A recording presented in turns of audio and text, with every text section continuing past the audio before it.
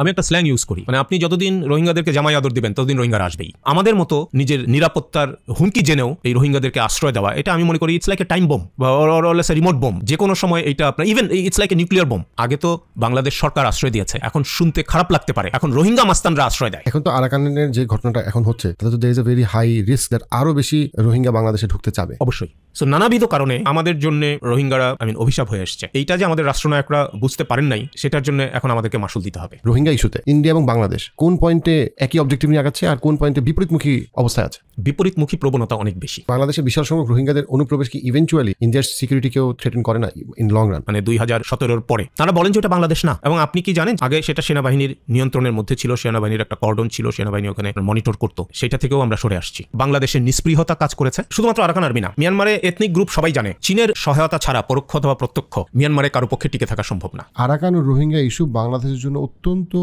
Sensitive একটা issue, কিন্তু আমরা এই ব্যাপারে কতটুকু জানি? অ্যাম্বাসেডর মাহফুজুর রহমান 27 বছরের দীর্ঘ কূটনীতিক অভিজ্ঞতা, যিনি বাংলাদেশকে রিপ্রেজেন্ট করেছেন বিশ্বমঞ্চে, উনি 60টির বেশি বই লিখেছেন। ওনার কাছ থেকে আজকে আমরা শিখব রোহিঙ্গা ইস্যু এখন কি অবস্থায় আছে, তার ভবিষ্যৎ কি। দুইটা বিষয় আমাকে খুব অবাক করে। যে পরিমাণ মানুষ আমার পডকাস্ট দেখে এটা অসম্ভব উৎসাহজনক, কিন্তু যারা আমার পডকাস্ট দেখছেন তার 80% আমার চ্যানেলের সাবস্ক্রাইবার না।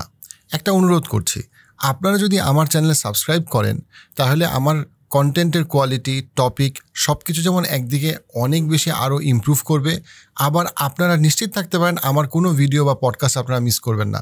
So please subscribe.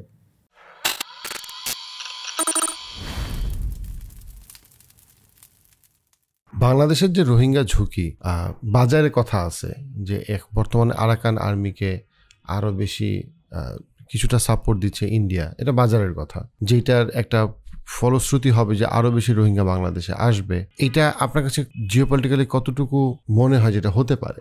আমি একটা স্ল্যাং ইউজ করি, মানে আপনি যতদিন রোহিঙ্গাদেরকে জামাই আদর দিবেন ততদিন রোহিঙ্গারা আসবেই। এবং আমি আপনাকে তো বললাম যে আমি চোখে দেখি না বলে হয়তো বলতে পারছি না, সরকার বলছে না বলে জানছি না, মিডিয়া লিখছে না বলে জানছি না, কিন্তু এখনও আসছে। আমি এটা নিশ্চিত বলতে পারি, এবং না আসার কোনো কারণ নাই। আপনি আসলে যদি একজনকে আশ্রয় দিয়ে থাকেন, আগে তো বাংলাদেশ সরকার আশ্রয় দিয়েছে, এখন শুনতে খারাপ লাগতে পারে, এখন রোহিঙ্গা মাস্তানরা আশ্রয় দেয়। উই ডু নট ডিসাইড কে আসবে, কে যাবে, কে থাকবে কোথায়। এটা ওইখানে আপনার ওই মাফিয়া তৈরি হয়েছে, দে ডিসাইড।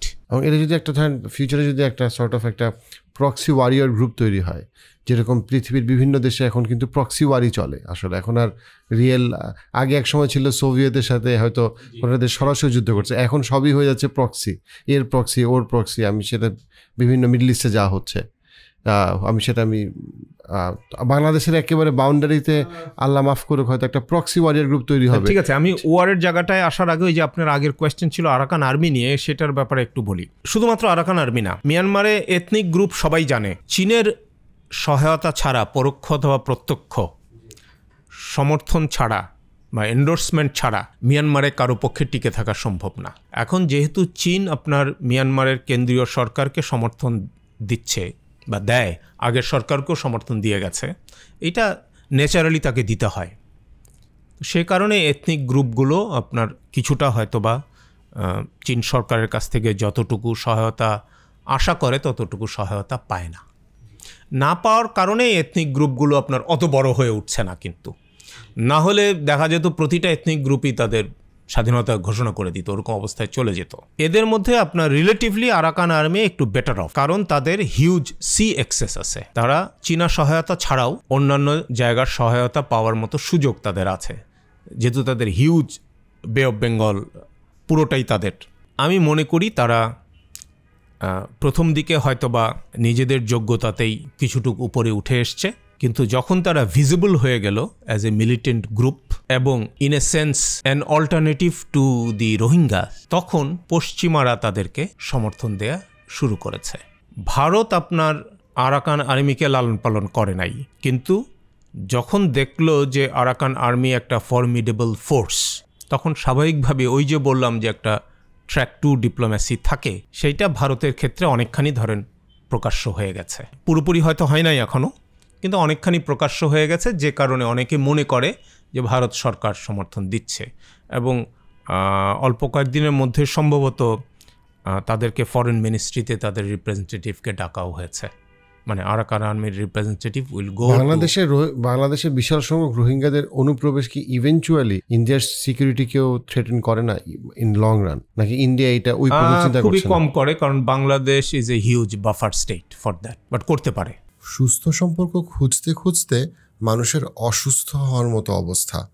জরিপ বলছে বাংলাদেশে যত বিয়ে হয় তা প্রথম 10 বছরের মধ্যে 32% ডিভোর্স হয়ে যাচ্ছে।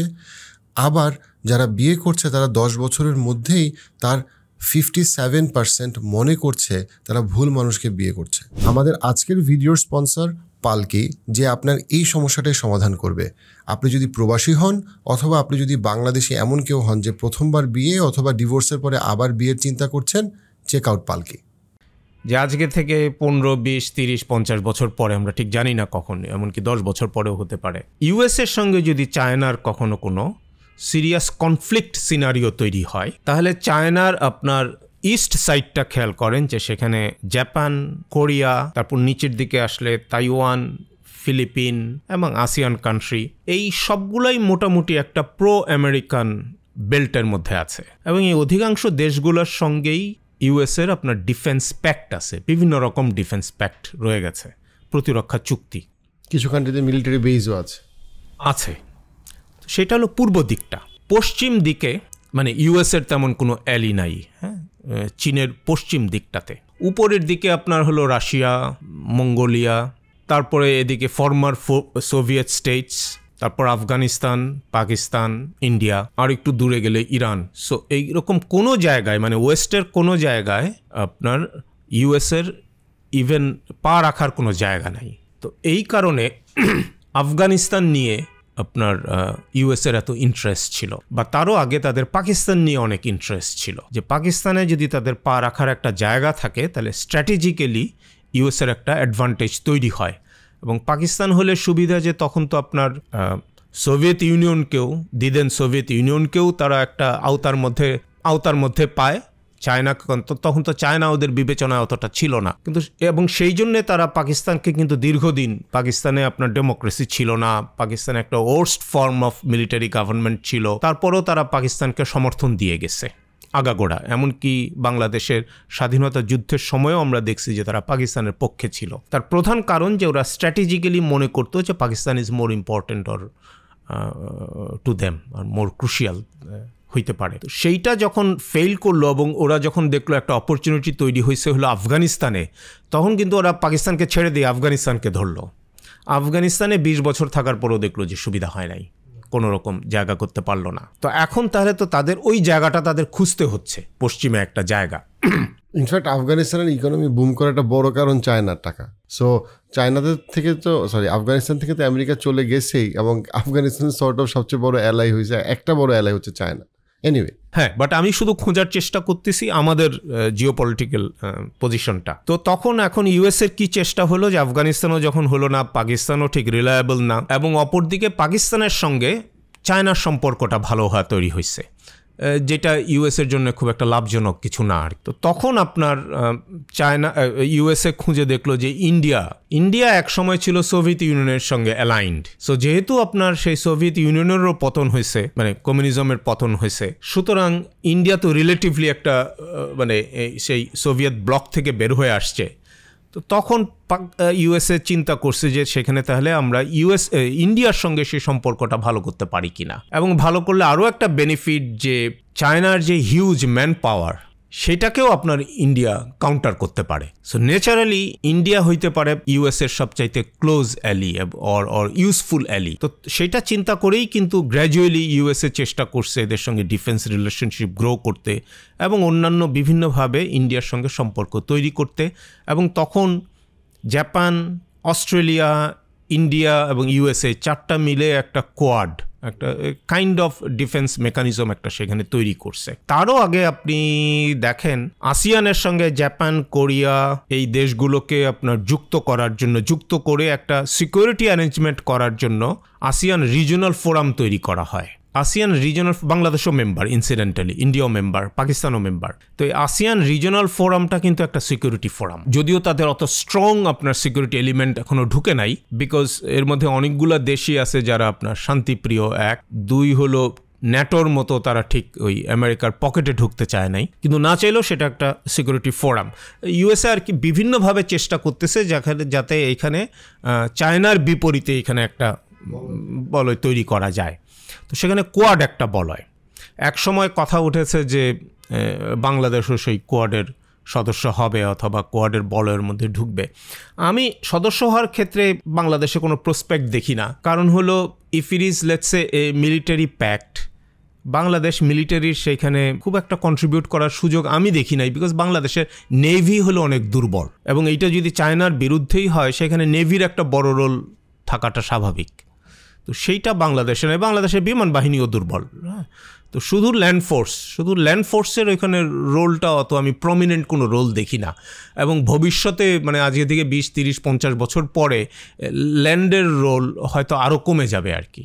তখন আপনার ওয়ারফেয়ারের মধ্যে যে সাইবার ওয়ার এগুলো এত পরিমাণ বেড়ে যাবে, রোবোটিক্সের ইউজ এত বেড়ে যাবে এবং মেশিনের ইউজ এত বেড়ে যাবে যে সেখানে ল্যান্ডের রোল হয়তো অনেকখানি কমে যেতে পারে। সো এইখানে আমার হিসেবে দেখা যায় যে Myanmar it's an fertile ground for USA to land, যেটা ওরা আফগানিস্তানকে মনে করছিল যে একটা ফার্টাইল ল্যান্ড যেখানে ওরা আপনার দাঁড়াতে পারে, কিন্তু সামহাও সেটা হয় নাই, এবং 20 বছর থাকার পরও সেটা ওরা পারে নাই।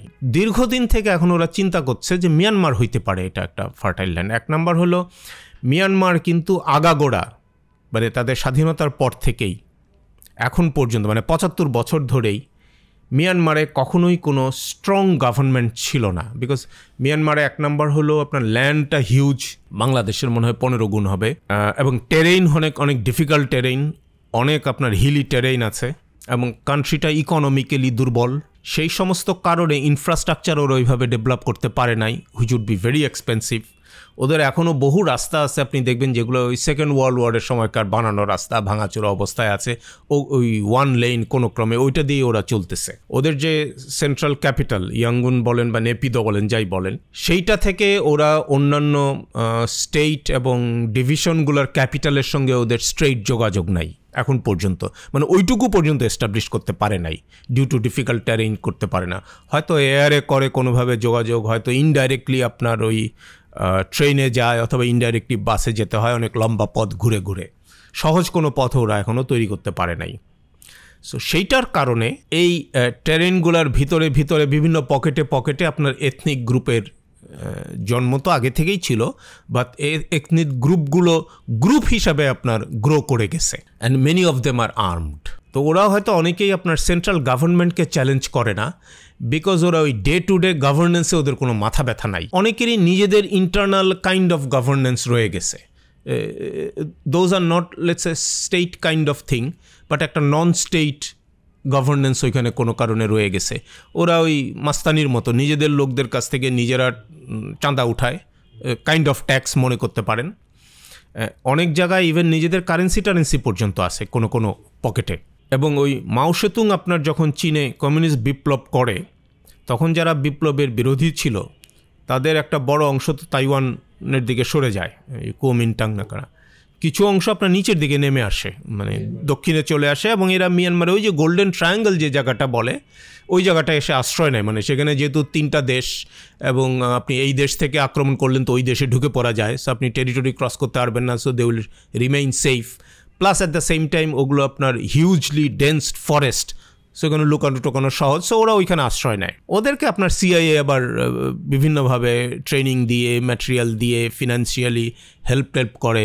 ওইখানে এক সময় তো এমন এয়ারক্রাফটও পাওয়া গেছে যেগুলো আনমার্কড এয়ারক্রাফট, হয়তো সিআইএ ওদেরকে দিছে ওদের কোনো কাজের হেল্পের জন্য।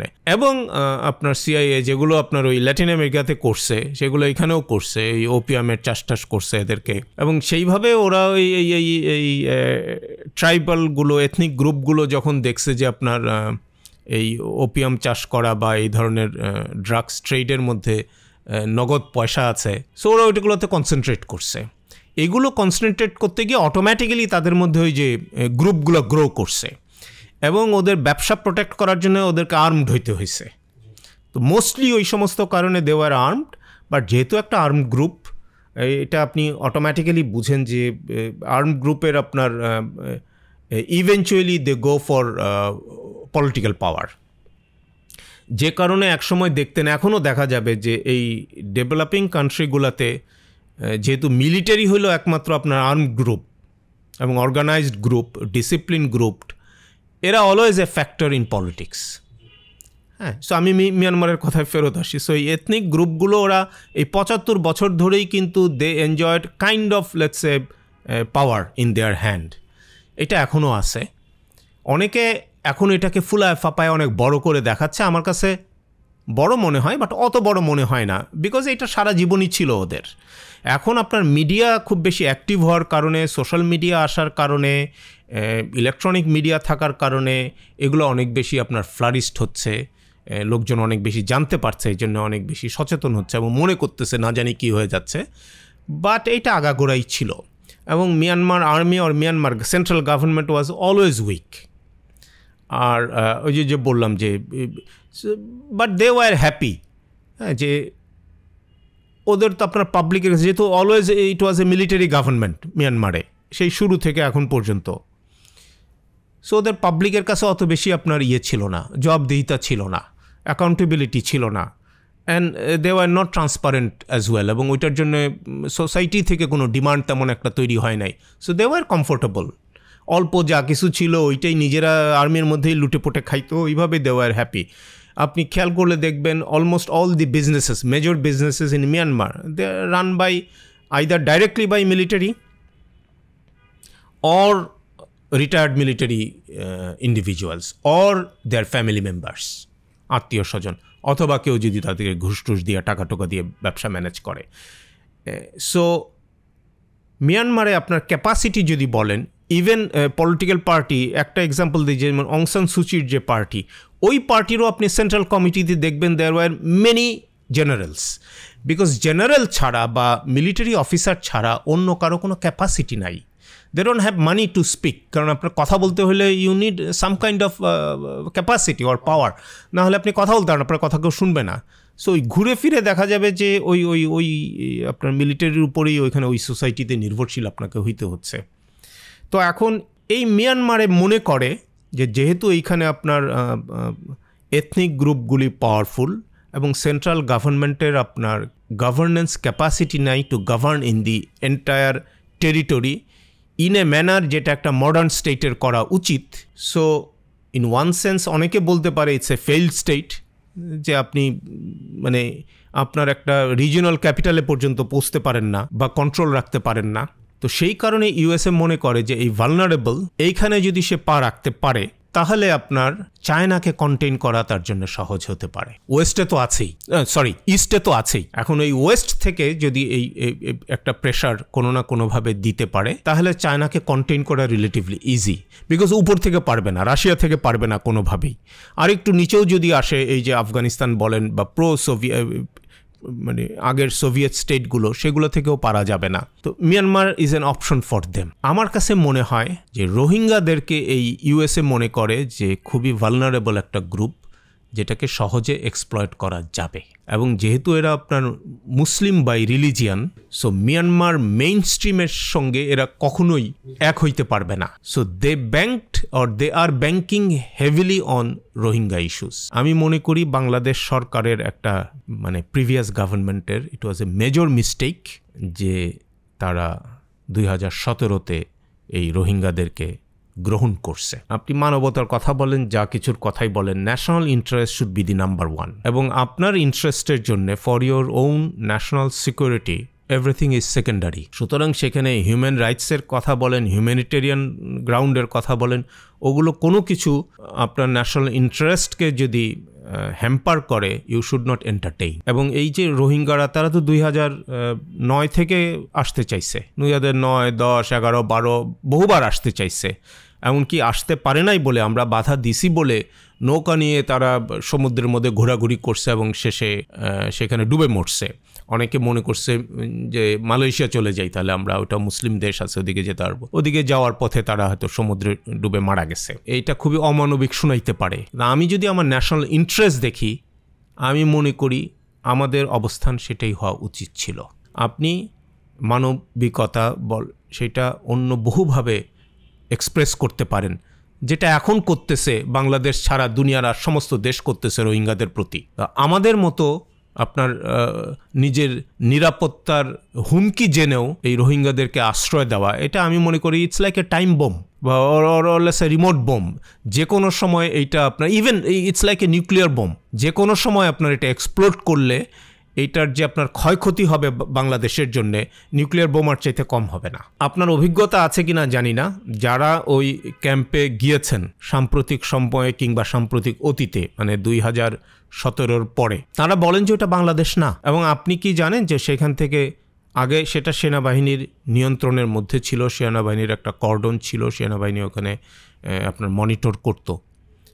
ইউএনএইচসিআরের পরামর্শে এবং ইনসিস্টেন্সে সেইটা থেকেও আমরা সরে আসছি।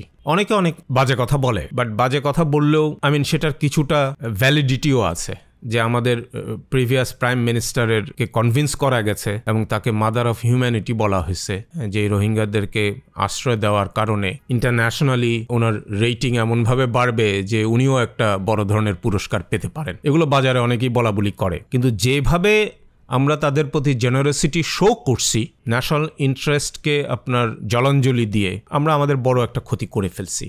এবং এমন ক্ষতি করে ফেলছি যে এখন সেখান থেকে কিভাবে বের হয়ে আসবো, it's a pretty difficult question.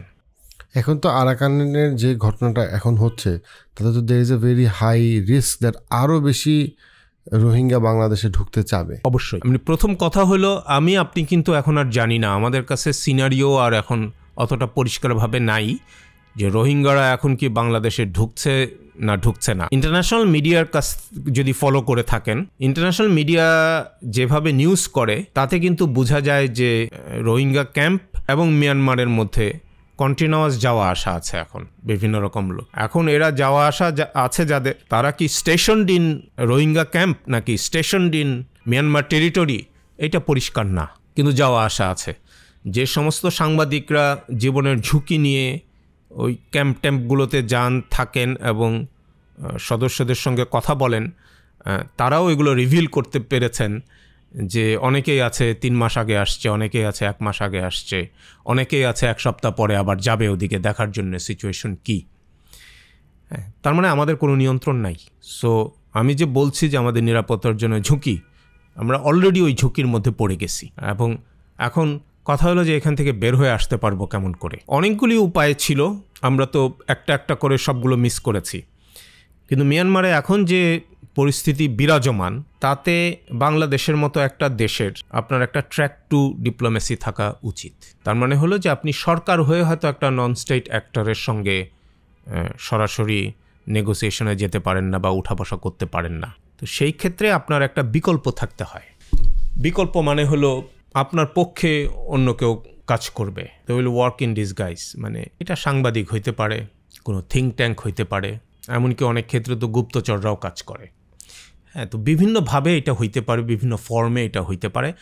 আপনি কোনটা প্রেফার করবেন সেটা ইউ ডিসাইড। হ্যাঁ, আপনার প্রোফাইলের সঙ্গে যেটা সুইটেবল হয়, যে কাজটা আপনি করতে পারবেন এবং যেটা করে আপনি রিকোয়ার্ড রেজাল্ট আনতে পারবেন, আপনি তাই করেন। আপনার বা আমাদের বুঝতে হবে যে আমরা যেমন একটা জাতি, রোহিঙ্গারাও তেমন একটা জাতি, এবং মিয়ানমারে এরকম আরও অনেকগুলো জাতি আছে। আমাদের যেমন একটা রাষ্ট্রীয় পরিচয় আছে, মিয়ানমারের যারা নাগরিক তাদেরও একটা রাষ্ট্রীয় পরিচয় আছে। হ্যাঁ, প্রত্যেকে জাতি হিসাবে তো আমার জাতির জন্য আমি যেমন গর্বিত, অন্যরাও তো তাদের জাতির জন্য তেমন গর্বিত। এবং কখন আমি আমার জাতির জন্য সবচেয়ে ভালো ফলাফল বয়ে আনতে পারি, যখন মিউচুয়ালি আমরা এক জাতি আরেক জাতিকে সম্মানের সঙ্গে দেখব, হ্যাঁ, সমান মর্যাদার সঙ্গে দেখব। আপনি ঠিক বলছেন যে আরাকান আর্মির উত্থানের কারণে রোহিঙ্গারা আসলে একটা বেকায়দার মধ্যে পড়ছে যে তারা কাদের পক্ষে যাবে। কারণ যেখানে আরাকান আর্মি এবং আপনার মিয়ানমার সরকারি বাহিনী দুটো পক্ষ, তা আপনি কোন পক্ষে যাবেন? কারণ মিয়ানমার সরকার বাহিনী একবার আপনার উপরে নির্যাতন, অত্যাচার, হত্যা, গণহত্যা এই সমস্ত চালানোর কারণে আপনি বাধ্য হয়েছেন দেশ ছেড়ে পালাতে, অথবা মিয়ানমার সেনাবাহিনী এবং প্রশাসনের কন্টিনিউয়াস নিপীড়নের কারণে আপনি দেশের ভিতরে থাকলেও টিমিড অবস্থায় আছেন। সেইখানে আবার একটা নতুন এথনিক গোষ্ঠী সেই মিয়ানমার সরকারের বিরুদ্ধে বা সরকারি বাহিনীর বিরুদ্ধে আপনার লড়াই করছে, যারা আসলে কখনোই জিতবে না, কিন্তু কনফ্লিক্ট লেগে থাকবে প্র্যাকটিক্যালি। জিতুক না জিতুক, বাট আপনি তখন কি করবেন? আপনি কি নিরপেক্ষ হয়ে বসে থাকবেন? আপনি তো নিরপেক্ষ হয়ে বসে থাকার মতো ক্যাপাসিটি আবার আপনার নাই। কারণ মিয়ানমার সেনাবাহিনী এসে বলবে যে তুমি যদি ওই যুদ্ধে না যাও আমি তোমাকে গুলি করব। আপনি বাধ্য হয়ে তার পক্ষে যেতে হবে। ও গিয়ে আপনার আরাকান আর্মিকে বোমা মারতে হবে। একই সঙ্গে আরাকান আর্মিও আপনাকে এসে একই কথা বলতে পারে, যদি বাঁচতে চাইলে আমার পক্ষে থাকতে হবে। আপনি তখন কোথায় যাবেন? হয় আপনাকে একটা তৃতীয় পক্ষ হিসাবে দাঁড়াতে হবে, দুই পক্ষকে বলতে হবে যে তুমি যাই করো না করো, হ্যাঁ, আমার অবস্থানটা আগে নিশ্চিত করো যে আমার কি হবে, হ্যাঁ, অথবা তোমরা মারামারি করো না করো, আমার এখানে আসবে না। সেটা বলার মতো ফেস তো নাই, কারণ সেটা অনেক আগেই সে হারায় ফেলছে। সে নিজেই তো অত্যাচারিত হয়ে অর্ধেকের বেশি লোক বাংলাদেশেই চলে আসছে। এদের পক্ষে এই রোহিঙ্গার এক নম্বর ওদের নিজেদের ভয়েস নাই, ওদের পক্ষে কথা বলার মতো কেউ নাই। পশ্চিম আমাদেরকে যে সমর্থনটুকু দিতেছে এটা mostly humanitarian assistance to the Rohingyas, but আমরা যেটুকু দিতেছি সেটা হিউম্যানিটেরিয়ান অ্যাসিস্ট্যান্সের চাইতে অনেক অনেক বেশি। আমাদের তো রিসোর্স কনস্ট্রেইন আছে, তারপরেও আমরা তাদেরকে থাকার জায়গা দিলাম, আমাদের বনভূমি উজাড় করে দিয়েছে আমাদের পরিবেশের জন্য।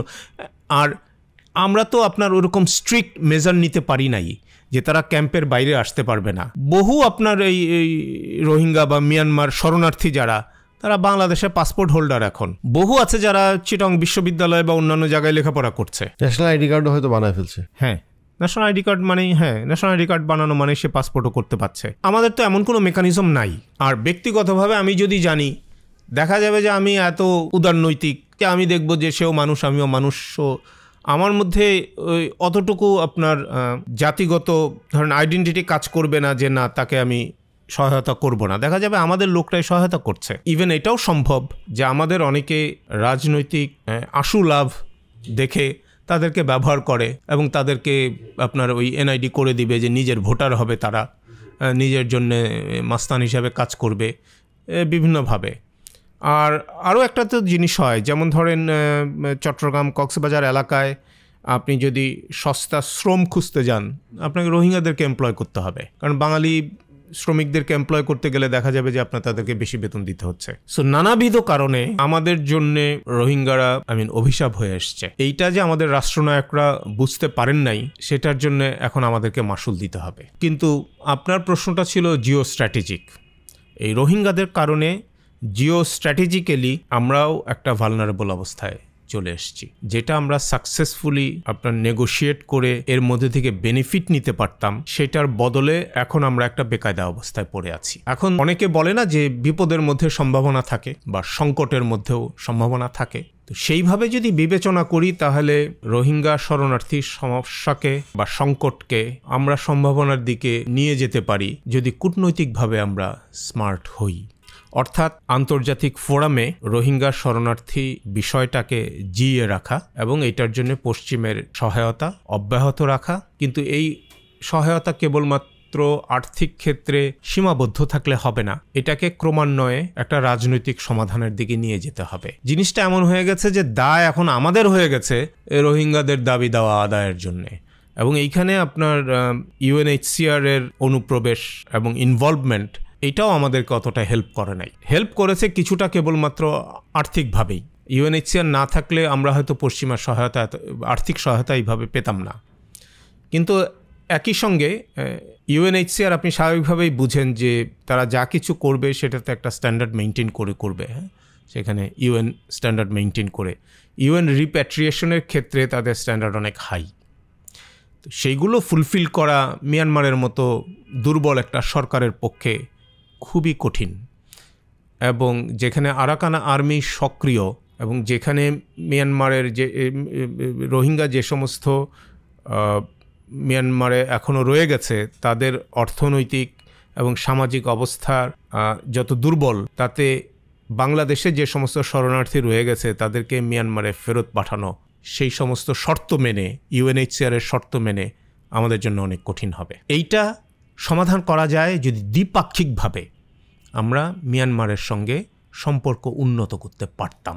দুর্ভাগ্য এইখানে আমি মনে করি কিছুটা পশ্চিমের ইনভলভমেন্টের কারণে আমরা দ্বিপাক্ষিকভাবে মিয়ানমারের সঙ্গে সম্পর্কটা উন্নত করতে পারি নাই। বরঞ্চ দু দেশের মধ্যে আমি বৈরিতা বলবো না, কিন্তু বৈরিতা না বললেও বিশ্বাসহীনতা রয়ে গেছে। মিয়ানমার আমাদেরকে বিশ্বাস করে না। হ্যাঁ, তো এই যে বিশ্বাসযোগ্যতার অভাব, আমাদেরকে এটা পূরণ করতে হবে। এইটা আমি মনে করি দায় বাংলাদেশের, বিশ্বাসযোগ্যতাটা অর্জন করা। আমি কিন্তু রোহিঙ্গাদেরকে আশ্রয় দিয়ে বিশ্বাসযোগ্যতা হারিয়েছি। কারণ মিয়ানমার কি মনে করবে মিয়ানমার সারা জীবন বলে এসছে যে এরা মিয়ানমারের নাগরিক না, এরা বাংলাদেশের নাগরিক, ওই দিক থেকে এসছে। তা আমি তো তাদেরকে আশ্রয় দিয়ে, তাদের প্রতি সহানুভূতি দেখিয়ে আমি প্রকারান্তরে সেটা প্রমাণ করেছি।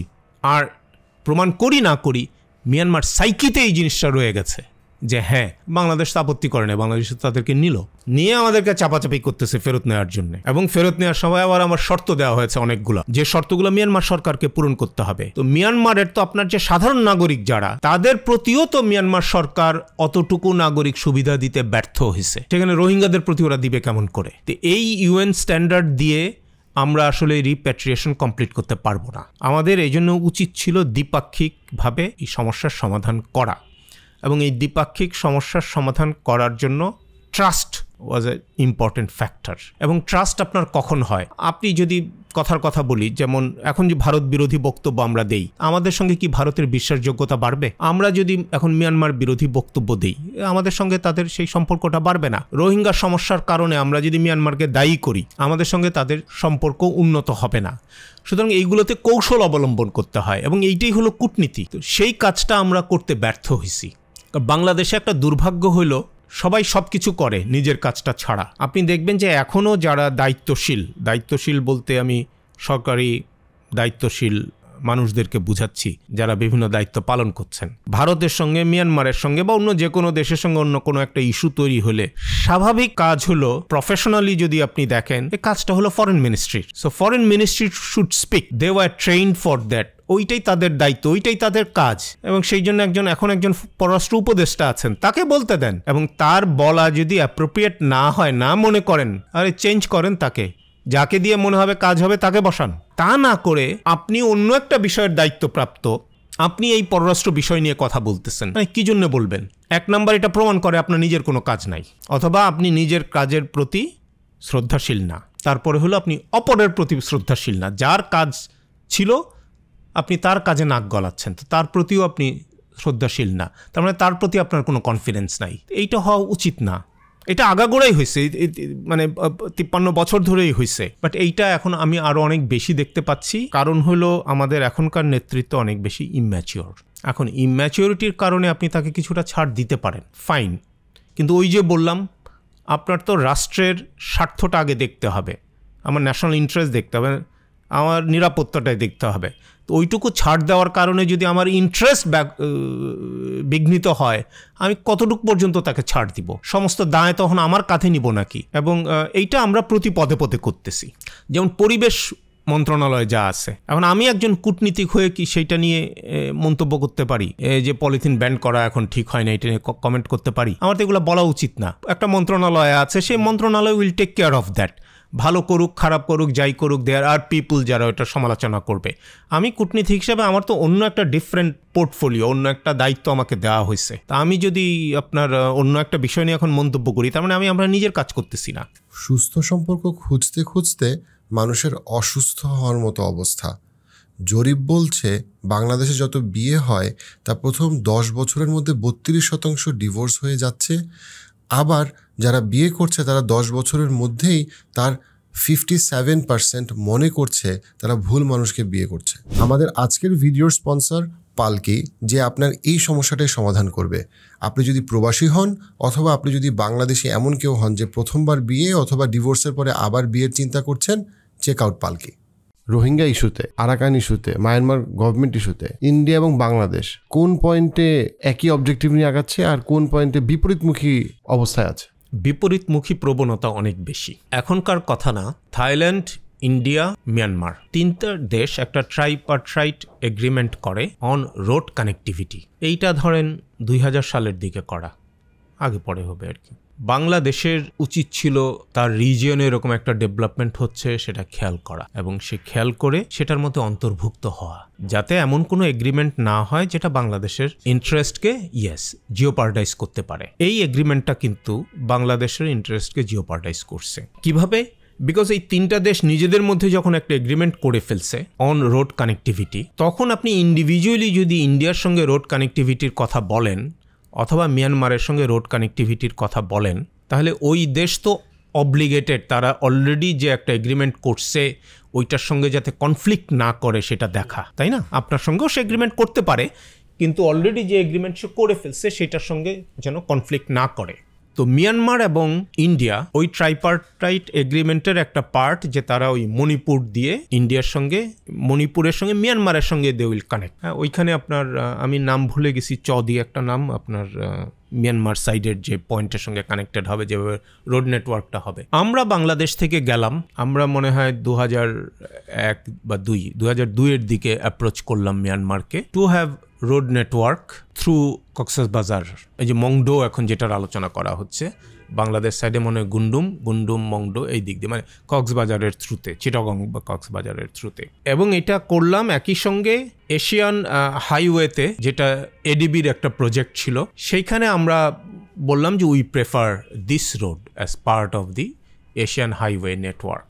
এখন এশিয়ান হাইওয়ে নেটওয়ার্ক অনেক আগে করা হয়েছে, যখন করা হয়েছে তখন আমরা বাংলাদেশ থেকে আবার আমরা বলছি সিলেট হয়ে ওই ইন্ডিয়া ঢোকার ওই রোডটাকে তখন আমরা প্রেফার করছি। So we miss the bus. তারপরও এশিয়ান হাইওয়ে, তাদের তো কোনো আপত্তি নাই, তারা বলছে okay it can be an additional road network. So major road নেটওয়ার্কে না, বাট এডিশনাল রোড নেটওয়ার্কে ওইটা দিছে, কারণ এডিবির বক্তব্য হলো যত রোড হবে তত কানেক্টিভিটি বাড়বে। So they always encourage. Fine. এখন আপনাকে তো এটা তো একতরফা করলে হবে না, আপনাকে তো মিয়ানমারের সঙ্গে এগ্রি করতে হবে, এবং এটা এগ্রি করতে গেলে মিয়ানমারের সঙ্গে আপনার ওই যে একই জিনিস, প্রথমে ট্রাস্ট ডেভেলপ করতে হবে যে কেন আপনি রোড কানেক্টিভিটিটা চান। তার মানে মিয়ানমার সঙ্গে প্রথম আপনাকে এগ্রি করতে হবে যে দুটো দেশের মধ্যে যদি আমরা বাই রোড মুভ করি তাহলে খরচ কমবে, এবং বর্ডারের দুই পাশের বর্ডারের যারা লোকজন আছে they can take the benefit of it. দূরের লোকজন যদি নাও নেয়, অ্যাটলিস্ট কাছের লোকগুলো এই বেনিফিটটা নিতে পারবে। আমাদের দুটো দেশের মধ্যে একটা রোড নেটওয়ার্ক থাকলো।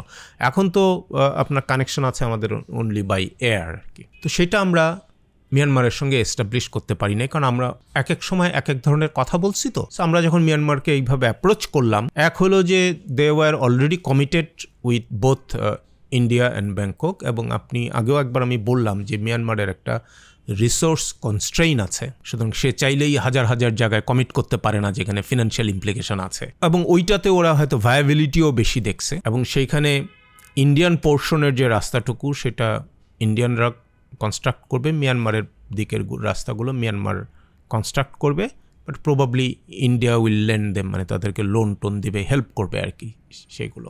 বাংলাদেশ সাইডও তখন চিন্তাভাবনা করে টোরে এদিক থেকেও আপনার রোড নেটওয়ার্ক কিছুটা করে দেবে।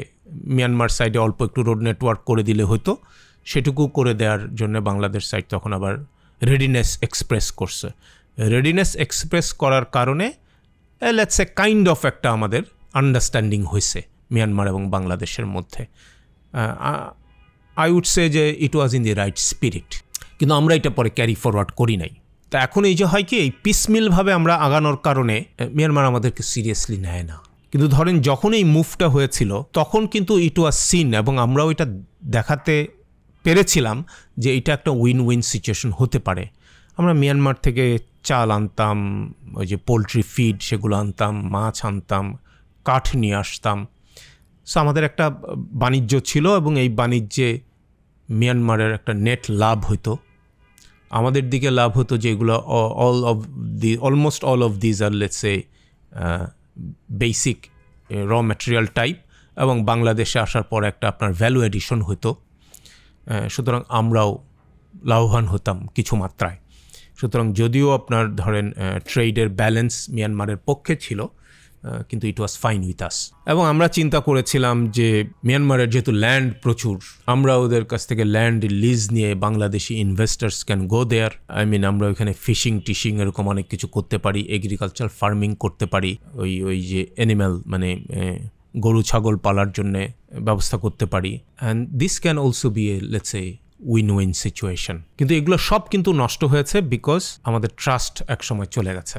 আর আমাদের দুর্ভাগ্য হলো যে যখন সরকার বদলায় তখন পররাষ্ট্র নীতিতে আপনার ট্রাস্টগুলো এত বেশি বদলে যায় ক্ষেত্র বিশেষে, যে সেইখানে তখন আপনার দুই দেশের মধ্যে যে বিশ্বাসযোগ্যতার একটা, আপনি দেখবেন যেটা ব্যবসার মধ্যে হয়, হ্যাঁ, এমন ব্যবসা কেউ করতে চাইবে না যেটার কোনো মানে ভবিষ্যৎ নাই, যে দুদিন পরে সরকারি নীতি বদলে যাবে কিনা, আপনি তখন আর ওই কাজটা করতে পারবেন কিনা। এই পররাষ্ট্র নীতির ক্ষেত্রেও তাই হয় আর কি। আমি যদি ওই পয়েন্টে একটু ফেরত যাই, যে রোহিঙ্গা ইস্যুতে বাংলাদেশ এবং ইন্ডিয়া কি মানে সিমিলার যায় অবজেক্টিভ পারসিউ করতেছে নাকি এটা বিপরীতমুখী? এই জন্য আমি বললাম তো এটা বিপরীতমুখী। আচ্ছা, ভারত তারপরে কি করেছে, যখন আমাদের সঙ্গে এই রোড নেটওয়ার্কটা আগাইল না, ভারত কিন্তু, এবং আমরা আপনার ভারতকে আমাদের ভিতর দিয়ে সেই সোকল ট্রানজিটটা দিতে গড়িমসি করলাম, অথবা বাংলাদেশে এটার বিরুদ্ধে অনেক রকম প্রচারণা চলল, তখন ভারত তো বিকল্প খোঁজার চেষ্টা করছে এবং তারা একটা বিকল্প পেয়েছে থ্রু মিয়ানমার। সেটা হলো কলকাতা থেকে তারা আপনার সিটুয়ে পোর্টে চলে যাবে বাই শিপ, এবং সেখান থেকে ওরা কালাদান একটা নদী আছে, সেই নদীটাকে নেভিগেবল করে নদী দিয়ে তারা সেভেন সিস্টার ওদের যেগুলো বলা, সেই জায়গায় তারা পৌঁছে যাবে। তো এই যে এতগুলো মুভ মানে মিয়ানমার এবং ভারত নিয়ে নিল, এতে কিন্তু বাংলাদেশের ক্ষতি হলো, কারণ এই সেভেন সিস্টারের বাজারটা আমরা পেতে পারতাম। সেভেন সিস্টারে যাওয়ার কারণে ভারত আমাদের উপরে নির্ভরশীল হইতে পারত। তো এইগুলো তো আপনার রাইটলি যদি আপনি ম্যানিপুলেট করতে পারেন, these all can come in your favour. হ্যাঁ, আপনি একটা জায়গায় কাউকে ট্রানজিট দিয়ে যদি if we could get financial benefit, আপনি দিবেন না কেন? কিন্তু কোয়েশ্চেন আসবে, আপনি তাকে বেনিফিট দিলেন কিন্তু in return you are not get anything, অথবা আপনি ট্রানজিট দিলেন কিন্তু আপনি অন্য জায়গা থেকে আরেকটা বেনিফিট নিলেন। হ্যাঁ, এইগুলো তো মানে ইয়েস অফকোর্স, হ্যাঁ, and give and take, some kind of give and take. So আমি মনে করি এই ভারতের সঙ্গে মিয়ানমারের সম্পর্ক উন্নত হওয়ার পেছনে বাংলাদেশের নিস্পৃহতা কাজ করেছে, এবং সম্পর্ক ওদের উন্নত হওয়ার কারণে বাংলাদেশের সঙ্গে আপনার সম্পর্ক নষ্ট হয়েছে। থ্যাংক ইউ আজকে আপনার সময়ের জন্য। জি, আপনাকেও ধন্যবাদ।